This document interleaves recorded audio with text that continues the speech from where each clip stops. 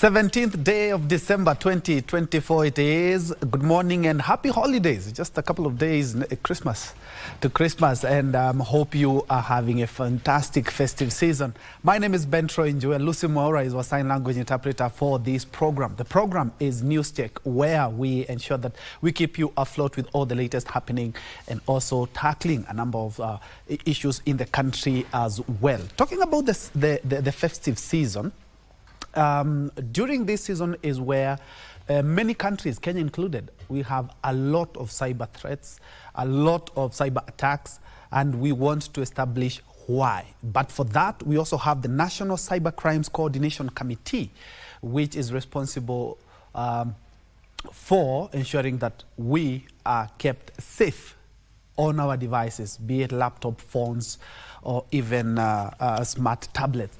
And that is a discussion that we'll be having on this first hour. We also have a loaded second hour, which I'll be telling you all about it, and especially the festive season, looking at the vulnerable in the society. The medical challenge has been real in the country. So what about those people who are disadvantaged? They really have it hard. But we'll be talking about that a little bit later. But for now, it's matters cyber threats, and I'm privileged to have two doctors from the NC4. And actually, one of them was my teacher last week in matters journalism and also cyber threats. We had a really good conversation, and that is also what we are cascading it down right here. So allow me, without further ado, to introduce my panelists this morning, beginning from my immediate left, where we have Dr. James Kemoyo.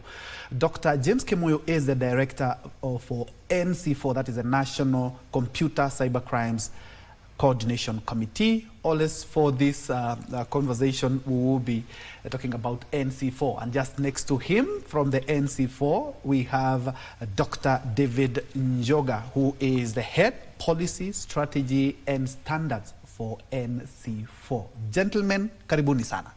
Thank you very much. Thank you. Beginning with you, Doc. We are in the festive season. We have a lot of attacks, and also, even though we talk about matter security, you also have to look at some of the attacks that we have in our digital devices. But before then, we're talking about NC4. What exactly is NC4, and what is your mandate?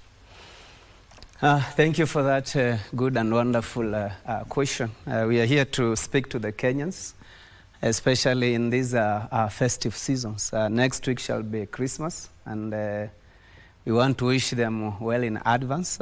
Merry Christmas from the National Computer and Cyber Crimes Coordination Committee, which I shall briefly explain what it is. We just abbreviate it as NC4, but I've already mentioned it in full. That is National Computer and Cyber Crimes Coordination Committee. Therefore, this NC4 is a creation of the Computer Misuse and Cyber Crimes Act of 2018. And it was felt then that we have a space that needs to be taken charge of to be able to deliver security to the people and the great people of Kenya. And therefore, the act was formulated. It went through Parliament.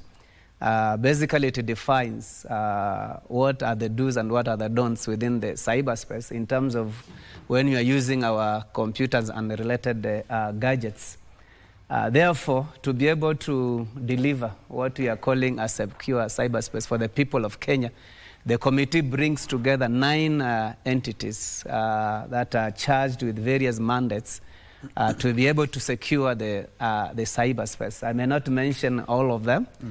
But key among them, of course, is the ministry that is in charge of internal security and Interior and National Administration. That's the Ministry of Interior. Then we have the ministry that is also in charge of matters of ICT. And then to support these two ministries to be able to deliver secure cyberspace, we have brought in now the key security actors within the country. That is the Kenya Defence Forces, the National Police Service, the National Intelligence Service, and the key regulators such as the Central Bank of Kenya, the Communications Authority of Kenya, and to be able also to assist us with matters of law. We've brought in the State Law Office, that's the Attorney General Chambers, and the Office of the Office of the Public Prosecutor, so that together now, putting all this team, we are able to deliver a secure cyberspace, not forgetting the key sector of banking and finance. Therefore, we brought in also the Central Bank of Kenya to be able to support the national cybersecurity efforts. Thank you. So more or less it's a multi-agency formation that you're having. It's true. It's a multi-agency, and that is the way we have gone as a country. And any issue that we may have within the space, then us who sit now at the committee are able now to leverage on the capabilities that are available within the 9 entities that I've already mentioned. And be it if it's something to do with financial and mobile fraud, we have the Central Bank. If it is something that involves issues of internet, we have the Communications Authority of Kenya. If it is an external threat that is coming upon the country, we have the Kenya Defence Forces.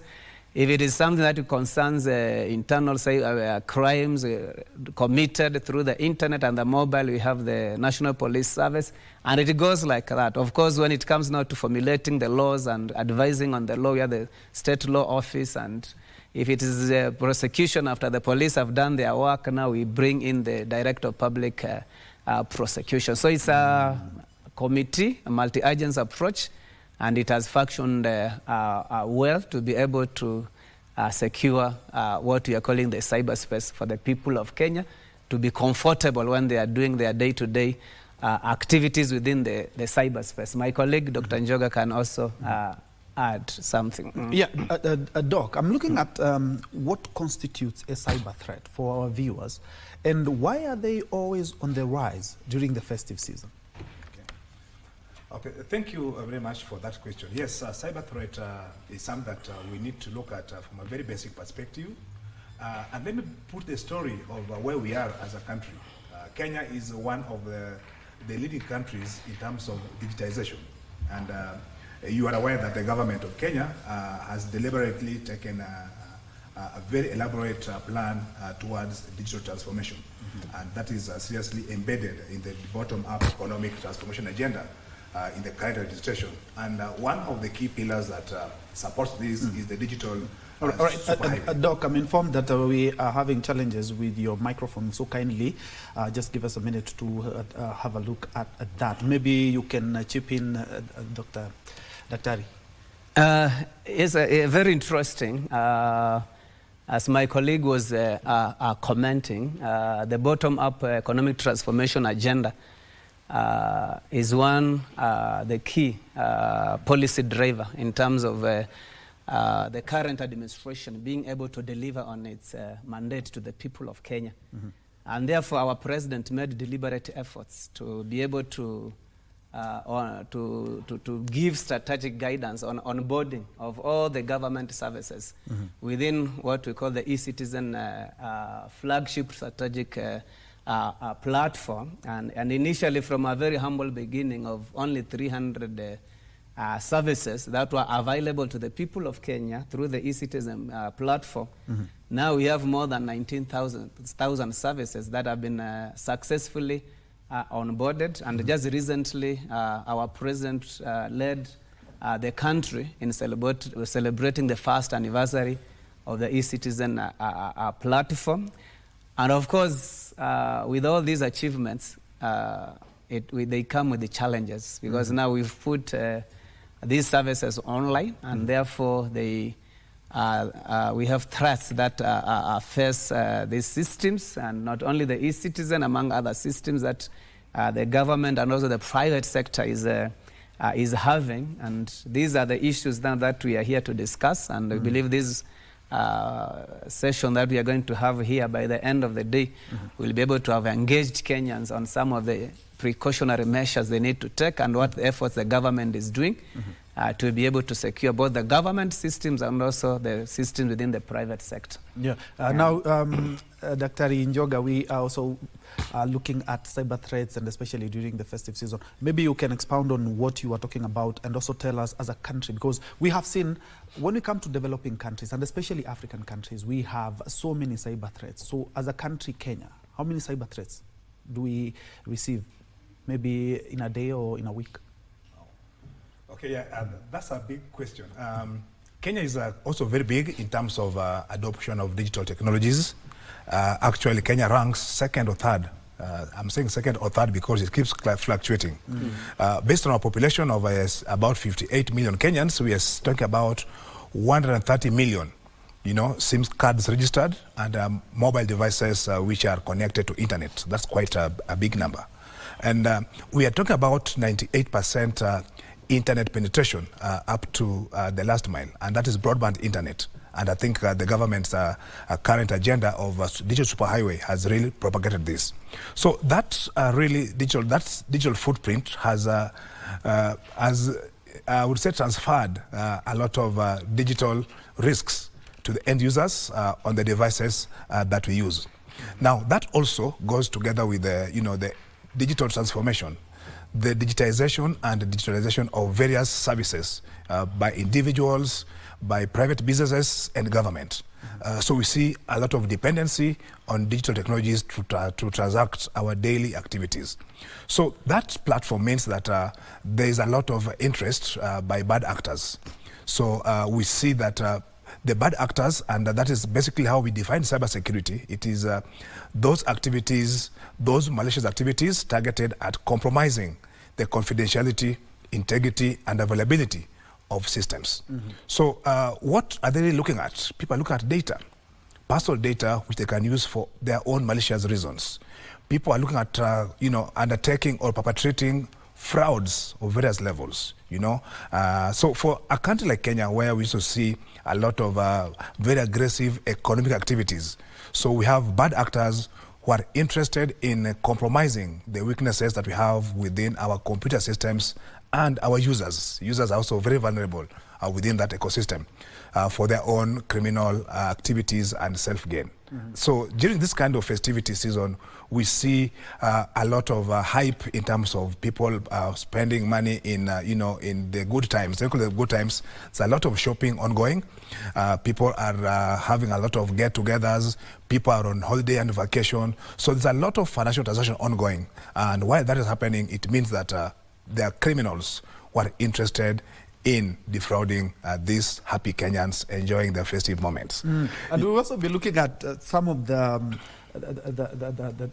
cyber threats that we should be looking out for, and especially now we have the festive season. But before then, Daktari, I'm looking at, you said very well that NC4 was formed under the Computer Misuse and Cyber Crimes Act of 2018.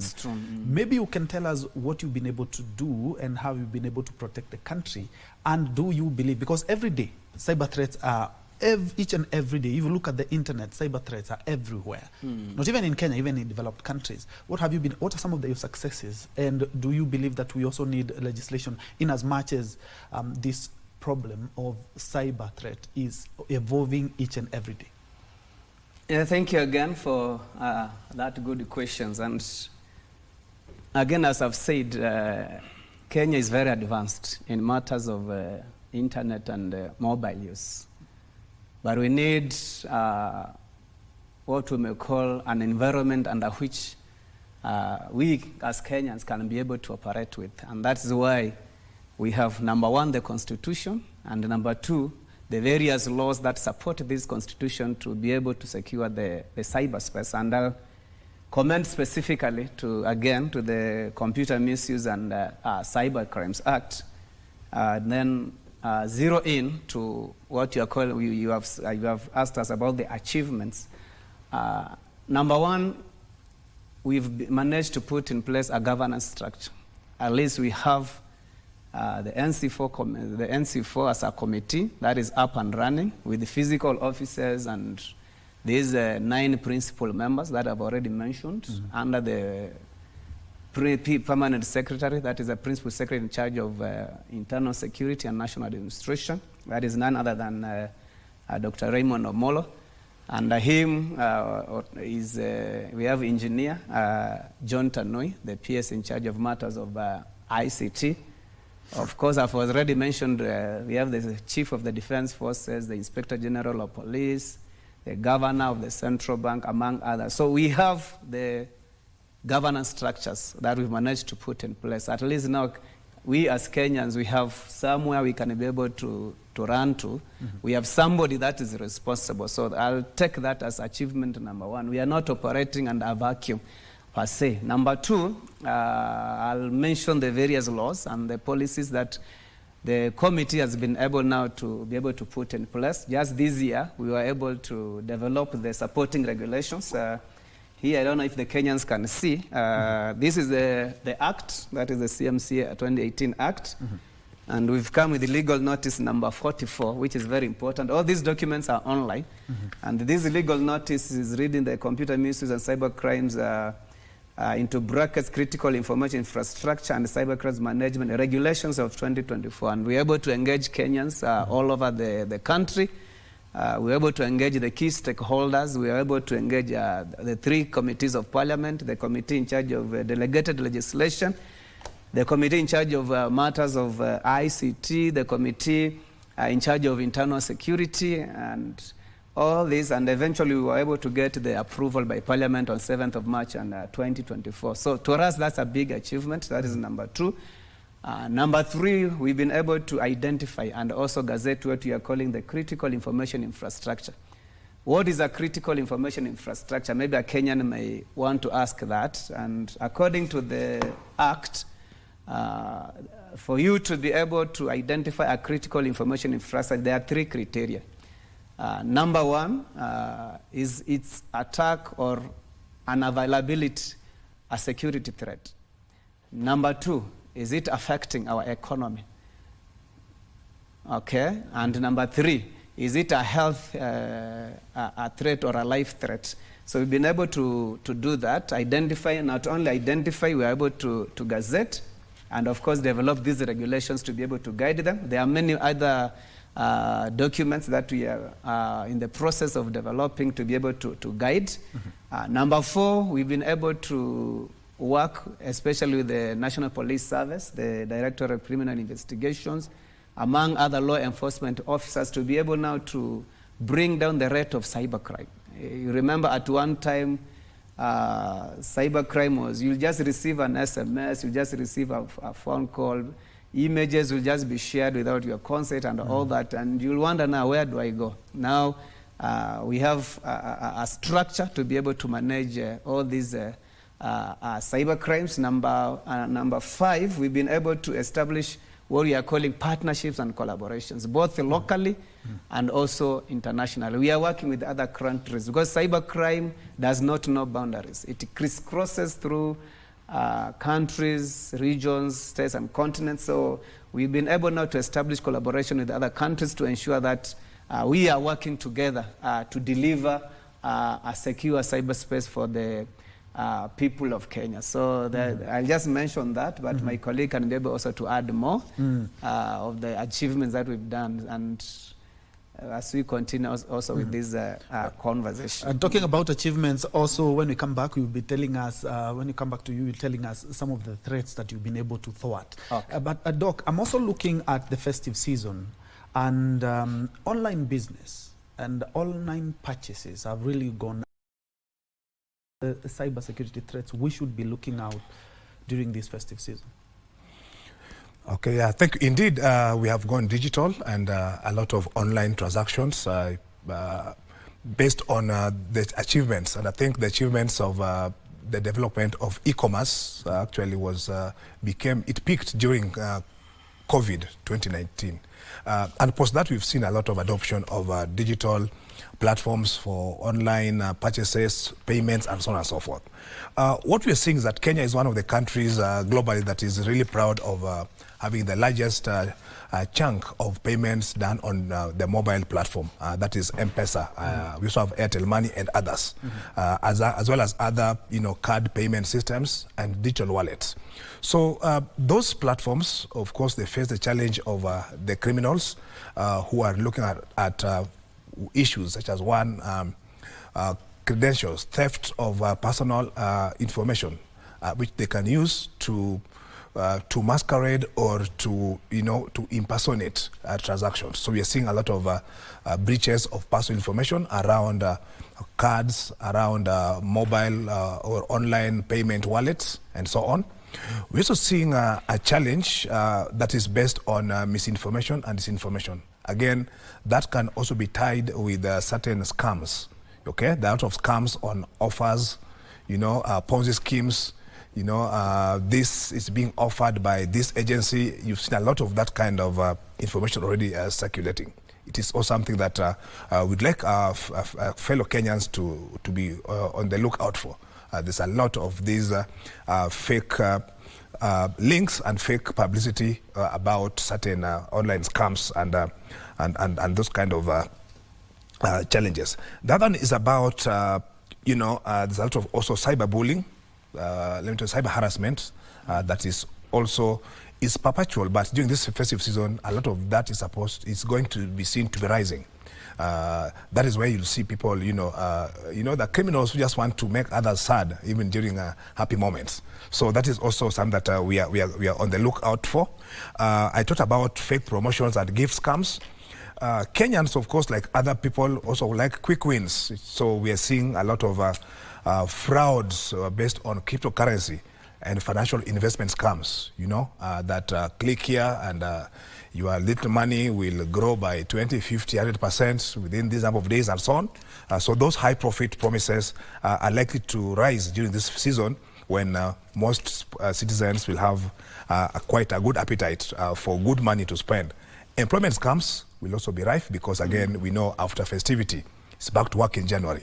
So already we've seen a lot of them where people are saying we are employing, reporting is in January, interviews during this period of time, and so on and so forth. So those are some of the things that we're looking at. We also cannot talk about vishing and smashing, where people are really looking at certain social engineering tricks for over SMS, over voice calls, so that people can reveal certain personal or certain information that they can use to further compromise systems, such as banking information, PINs, residences, and so on and so forth. More importantly, again, because of the closure of schools, family get-togethers, we're also seeing a lot of rise in online child exploitation and pornography. And that is something that's of concern given the increased use of digital platforms and the availability of digital devices up to the households. Ransomware will also increase, and we have seen quite a number of cases in the past 2 weeks, especially in businesses where, attackers, they compromise systems and they demand ransom. Okay, and that's something that is very difficult to deal with. Phishing will continue because, again, the human being the weakest link will always want to trust. So phishing, people calling you and telling you that, shopping, this kind of shop is offering this kind of offer just to ABCD, so that you're able to redeem your shopping voucher or your holiday voucher and so on and so forth. And that is done through social engineering and so on. So maybe last but not least, let me talk about dissemination of false information. That is also likely to increase, and that is based on what we've seen as a trend in the last quarter of this year. And especially in the political scene. Yes. Yes. We are seeing in the political a lot scene. of false information. Yes. Again, people use the digital platform as a way of perpetrating the political agenda. But we like to, advocate for responsible use of social media for the right perpetration of correct information. Allow me to take you back to what you said in the beginning, where information, misinformation, education. Let me come there, because I'm looking at one of the phone companies in the country is actually telling people, don't give out your SMSs, don't your number, your M-Pesa PIN. But I'm looking at the education. They are playing a part in actually educating Kenyans in regards to this. But what is NC4 doing in regards to this matters education to the public? All right. Actually, a national training guide on cybersecurity is a mandate for NC4. So NC4 has so far managed to engage various stakeholders in development. It's still work in progress, but part of this publication has been adopted. The national training guide, which forms what is a requirement for national sensitization on cybersecurity? That's number one. Then number two, it puts the onus on every critical service provider to educate their stakeholders. Not just education of their stakeholders, but relevant education of stakeholders. Let me give this simple example. If you're customers of a commercial bank, and we know commercial banks embrace everyone, you know, from both literate and literate members of the society. So our guides mandate this service provider to provide relevant education to their stakeholders. And that's why we have seen a lot of, this education going to mashinani, including, very informal sectors and using even the local languages, that is vernacular. So NC4, that is really what we do. And again, this is what we are pushing for, because we believe that as a growing digital economy, we need to build capacity amongst our people who will become the weakest link within this ecosystem. Dr. Kemoyo, allow me to come back to the question I had previously asked on what you've been able to protect Kenyans against, because there's a time that we saw and we heard that some prominent government installation in terms of the e-citizen had been hacked, or some people had tried to interfere with it. How safe are these systems that Kenya is operating on? Thank you again for that good and wonderful question. I will say this because the cyberspace is so diverse, it's so wide. Its scope is almost what we may call unimaginable and cannot be contained or defined in a given way.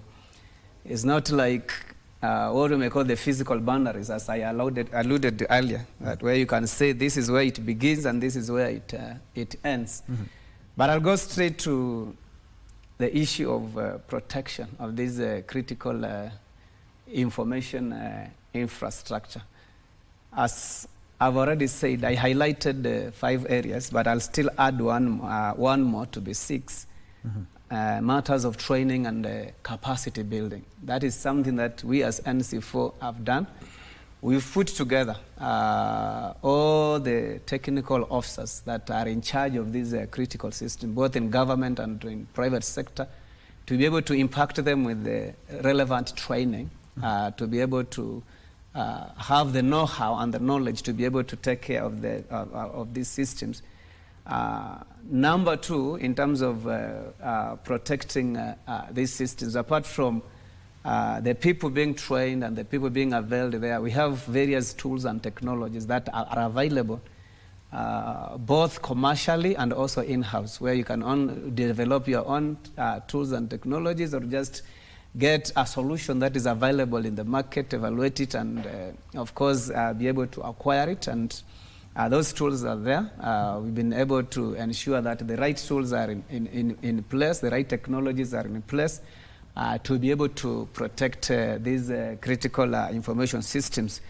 Allow me also to add something. Under what we call the Kenya Information Communication Act, which establishes the Communications Authority of Kenya, 1998, with the various other amendments, we've been able to ensure that both the internet space and the telecommunication sector is properly guided. I do not want to use the word regulated, properly guided on what they be able to need to do. We have the Kenya Computer Response Team, what we call the Kenya SAT, seated at the Communications Authority of Kenya.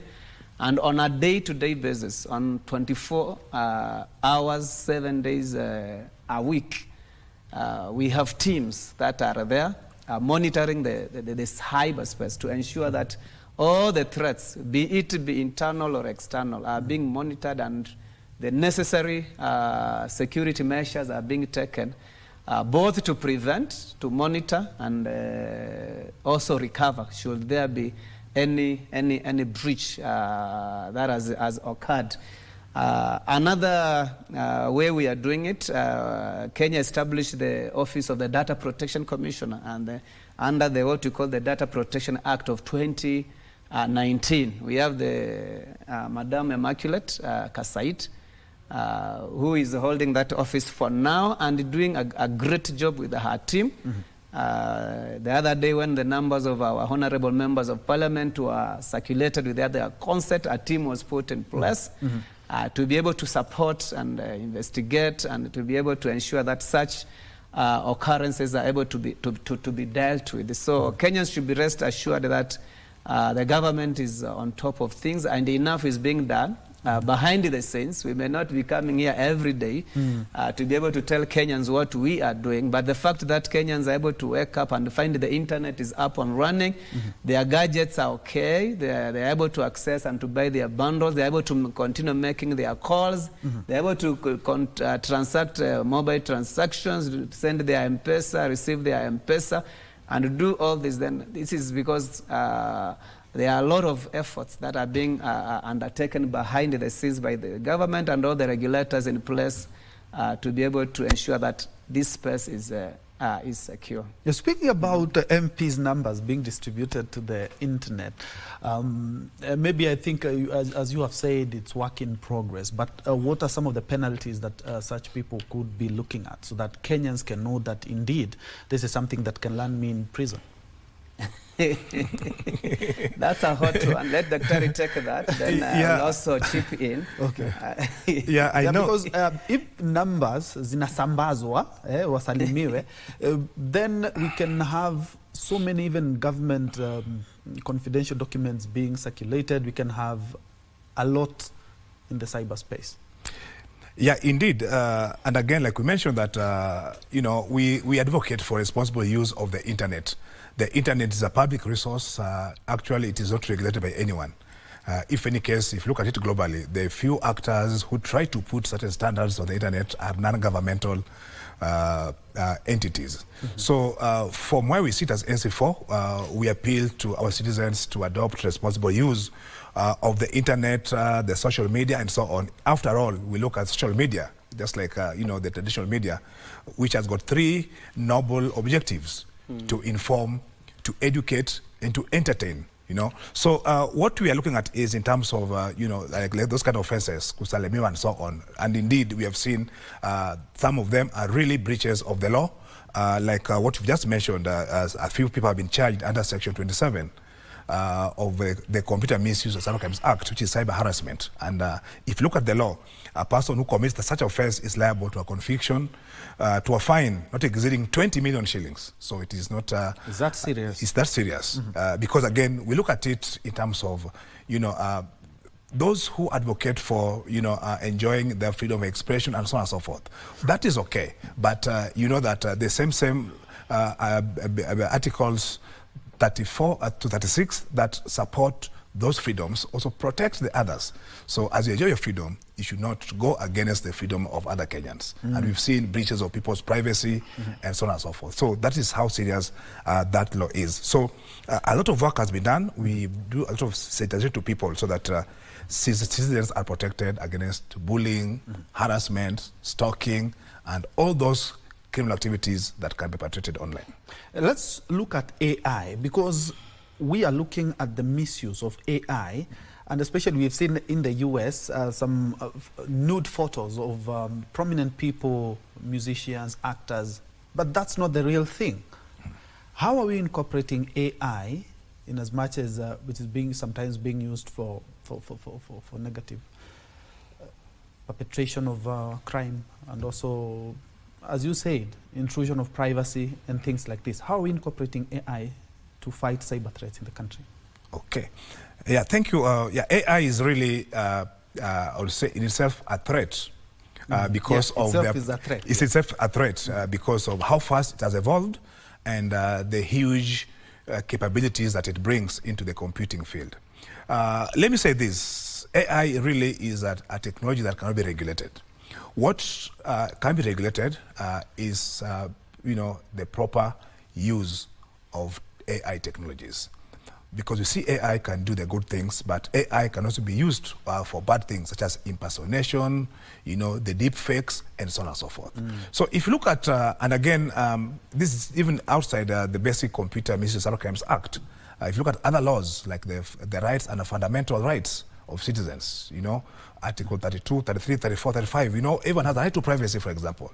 So if a citizen uses AI you know, and that they exploit the technology and they compromise somebody's right to privacy, then they become guilty of that offense. So what, as a country, we are doing now, I think we are in the course of developing the national AI strategy, which should go a long way into providing guidance in terms of how best can we use AI for socio-economic development. And then again, that will also lead into how do we relook at the laws so that those who breach this or who misuse this technology can be brought to books and be punished severely. Dr. Kemoyo, let's look at, let's go to the shillings and cents. Banks have not been left behind. They are also being attacked. Financial institutions, SACCOs, you know.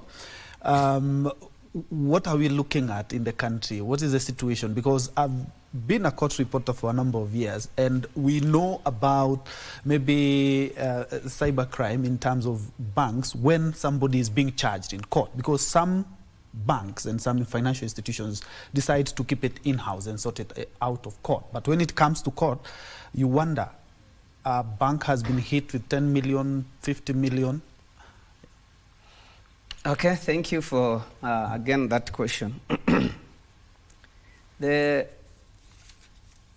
NC4 made a deliberate effort. That's why we incorporated the Central Bank of Kenya as what we may call one of the key players or a major actor. One of the 9. Yes, one of the 9 within that space. The governor sits there, and in addition to the governor, we have also incorporated the key technical officers from the Central Bank of Kenya into the various technical committees that support the NC4 to discharge its mandate. And therefore, when I was growing up, most of the bank robberies were what we may call violent bank robberies. People will get arms, go to the banks and forcefully enter into those banks and steal money. People will dig underground tunnels and find themselves at the middle of the night. Like what happened in Thika. Yes, in the middle of the night, and you are just inside the bank all alone. You look at your clock, it is midnight, so you have all the way up to 7, 8 o'clock to be able to do what you want to do. But now, as we've already said here, the internet has brought opportunities. Okay, these opportunities are both good for the majority of us, but I'll still say that for a minority, which I'll say a few of us, there are also opportunities to be able to use the same tool to be able to propagate computer-related fraud within the banks. And I'll commend the Central Bank of Kenya because they are doing a good job to be able to regulate and also support, because the regulator is not just regulating, he's also supporting all the banks and other financial institutions to be able to not only protect themselves, but also protect their customers. But what we are seeing now, the major problem we are seeing are the individuals, and that's why we are here to educate the Kenyans. Because if I have an ATM, for example, I'm the person with the PIN, and somebody comes with that ATM and puts it in the ATM machine, and the money is withdrawn, the correct PIN is typed, and the money is gone. So how sincerely are you really going to ask the bank to protect you? Because your PIN is what gives the guarantee to the bank, okay, during that transaction of withdrawal, that indeed this PIN, number one, is in the right hands. I mean, this ATM card is in the right hand. Number two, the right PIN has been put, and then the bank has no option other than, because it's a machine, to give you money. What we may blame maybe the banks is where maybe somebody now goes to the bank and is wrongly identified as the bona fide owner of a given account, then wrongly given money that does not belong to him. But that said and done, I think to me, the central bank has done very well to ensure that they are sensitizing not only their members, but also the public.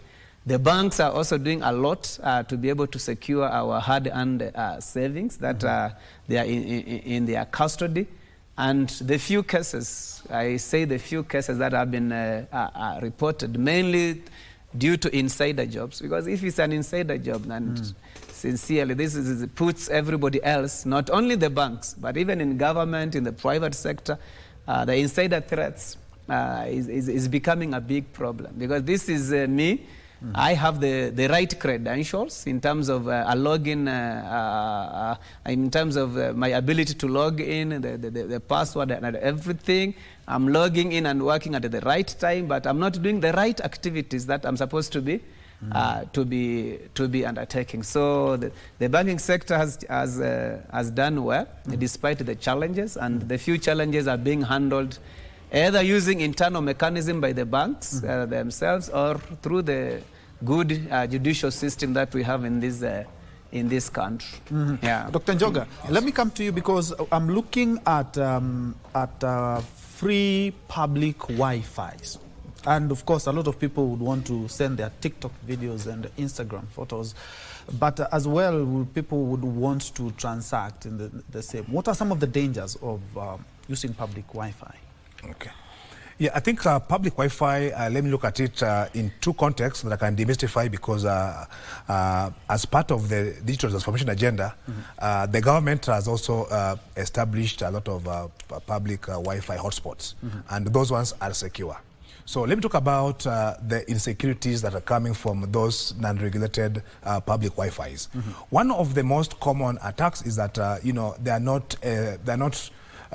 one of the attacks would emanate because they're not designed and implemented in a secure manner. Therefore, it is possible for malicious actors to do what is called the man-in-the-middle attack.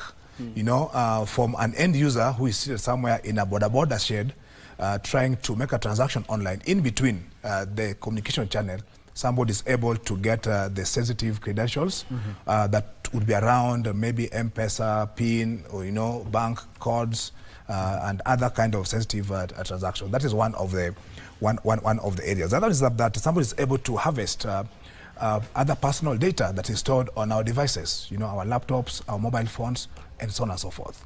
Then again, somebody can also use those insecure public hotspots to also, perpetrate other activities. Somebody can set up, let me call it a false device, that appears to be like a KBC OB station, but it is something else which can be used to perpetrate other criminal activities. So what we advocate is that people should really use secure Wi-Fi networks, and avoid the insecure Wi-Fi networks because of those kind of challenges. But if it's a government, because I've seen in many counties the government has put some public Wi-Fis, is it secure? Is it 100% secure? It is secure. I won't say 100% secure. No one can guarantee any IT system 100% security, because we have new threats that are identified every minute. But you are aware that government has made that deliberate decision to improve the digital superhighway, and that is being implemented through a well-planned master plan, and the project is well managed by experts in the ministry, and they have taken the right and necessary cybersecurity controls to make sure that the public Wi-Fi is secure. Remember, it is a responsibility of government to protect the citizens. Therefore, government can only design and deliver secure networks to the citizens. Doc, let's go to cyberbullying. And I remember the CJ, it was last week, she was talking about being bullied. And what is the government doing to ensure that these cases are sorted out? And as well as, could there be any form of compensation? In the first place, where should I report? I've been bullied. I've been bullied, or some of the photos have been... the cases of criminal in nature, and if you feel aggrieved, okay, the government has done its best, number one, to ensure that we have what I may call either police station or a police post within at least a walking distance of any location. From where we are here, I can mention just a few places like I know we have, is it Central Bank? I mean Central Police Station here. Kamukunji is just here. And the police are mandated by law, okay, to be able to receive complaints and issue what we call an OB number. But beyond that, of course, there is the due process of the law, up to and including investigations. And if these investigations find that there was culpability or an offense was committed, then it is now taken to the next level, where the evidence collected is presented in a law court for determination of either guilty or not guilty. And of course, if the determination of guilt is confirmed, then the laws also are very clear in terms of the number of years of imprisonment or how much you need to be able to pay for that. And the law will also determine if there are any damages that needs to be paid. I want to support. If you look at the Constitution of Kenya, Article 33, it's on expression of as freedom of expression. This is where most of us we want to hide or to use under these freedoms, and it is very clear what are these freedoms. Number one, you have the freedom to seek to receive information and ideas. Number two, you have the freedom for artistic creativity. So this bullying, I don't know if it falls under the artistic expression or not. Number three, there's a freedom for academic and scientific research. But there are exemptions to this freedom of expression, still under the Constitution, well captured. What are these exemptions? Okay, 4 of them. The exemptions are even more than those that are under which you are allowed to be able to express the freedom of expression. Number one, propaganda. And this is both for war and for violence. And this is what sometimes the government is really trying to educate us Kenyans. Please, the freedom of expression should not lead into, because what is propaganda is opinion shaping. You want to inform or misinform people that, okay, this is what is happening. Number 2, incitement to violence. Number 3, hate speech. Number 4, advocates for hatred. And there's a part 3 to that, which says, as you exercise your right to that freedom of expression, then every person, including the person exercising that right of freedom of expression, should be respect 2 things. Number 1, the right of others, and number 2, the reputation of others. Okay.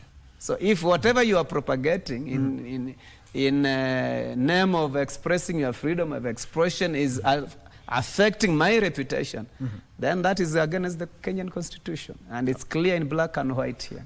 All right. Dr. Njuga, I remember the last time we had the training, it was more or less based on these things. And you mentioned emerging new threats, cyber threats. Maybe you can point them out to Kenyans, and what as a committee that is tasked with ensuring that, you know, we knock out all these new threats that are coming up. I know AI is one of them, and maybe you can point out others and what Kenya should be looking out for. Okay. Yeah, thank you. As a country that is, of course, benefiting from the new technologies, it is equally even more suffering from the impacts of the same. Yeah, so one of the most obvious threats from the new and emerging technologies, what we call the AI-enhanced cyber threats. We see a lot of crimes being able to be perpetrated faster, in a more sophisticated and in a more effective way, you know, than the traditional attacks. AI can, you know, perpetrate a very effective phishing email or text that can be, you know, let me say 99.99% believed to be the correct information or scenario, you know, that can be very convincing. So then what we need to do is to really use AI tools or AI technologies which have been embedded in technical controls to prevent against such. So we have a lot of, let me call it security, information and event management tools which are able to look at such kind of attacks. The other challenge is professionalization of cybercrime. Again, I use that word, professionalization of cybercrime, with a lot of pain, because crime cannot be professional. But in this, we are seeing that criminals are adopting very sophisticated technologies to purport various forms of attacks, and these are actually creating a network of criminals, not only within the regional space, but globally. You remember the case that was being investigated by Interpol just the past 2 months. That is about ransomware via software vulnerabilities. And again, this AI is able to check quickly what are the top 10 downloads, free software downloads in Kenya, for example, or in, say, Kopotopoto village, for example. And using that kind of logic or algorithm, it is able to look at what are the kind of vulnerabilities that they can use to embed on those kind of software, so that those victims can now be forced to pay ransom. We are seeing a lot of challenges based on remote work fraud schemes. Again, we adopted remote work, and there's a lot of impersonation, even on some of the remote work tools that we use. Business email compromise is also a major challenge, because again, we see a lot of unauthorized transactions. If you look at the Interpol report, that was one of the leading scams that was used by those 1,000 plus criminals who were arrested, and many others. So as NC4, what we are doing is that we are continuously collaborating with a lot of techies, service providers, regulators, law enforcement agencies, to be able to identify these new challenges, look at the, the unique tactics, tools and procedures that they're using, because they're not usual, and seeing how best they can be detected, they can be responded to should they occur. All right. And as we wrap up, Daktari, Yes. I'm looking at the international news, and there was a report of 1,000 suspects that were arrested by Interpol in 19 countries, including Kenya. And we have seen, without mentioning that country, we have seen a number of cases involving foreigners from West Africa that are defrauding Kenyans. Where was your committee, C4, NC4, during this arrest, and what are you doing to ensure that you don't get there again? Yes. Let me come back and say that we have the National Police Service as part of NC4. So you cannot say where was NC4, because these arrests were not done by foreigners. Yeah, because of the 9 agencies that you told me about. Yes. They are not, the arrests are not done by foreigners. We have what we call the Interpol, and Kenya is part of Interpol.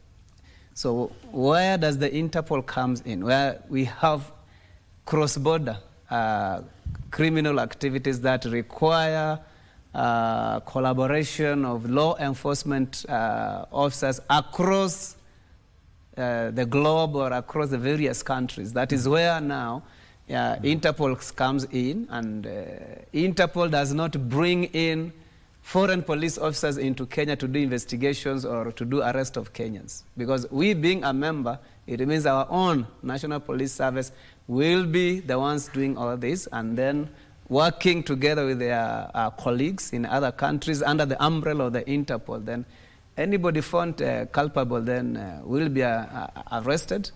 But the good news is these people, once they are arrested, they are not subjected to foreign jurisdiction.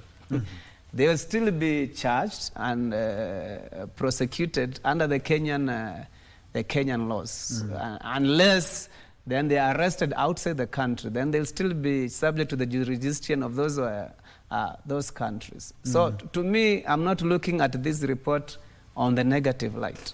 I'm looking at it as part of the wider efforts that the countries of the world have come together to be able to put human capital and resources, law enforcement officers collaborating with one another, applying various international instruments, such as the Malabo Convention of the African Union, the Budapest Convention of the Council of Europe, which members ratify and commit themselves to be able to cooperate when it matters, when it comes to transnational and cross-border crime. So still, these people will still have been arrested by had they committed this criminal activity within our boundaries. But because now the transnational nature, the cross-border nature of the cyber crimes, then you see people committing crimes in Kenya, Kenyans committing crimes in other countries, and that's why now we bring in the framework of the Interpol. So, yeah.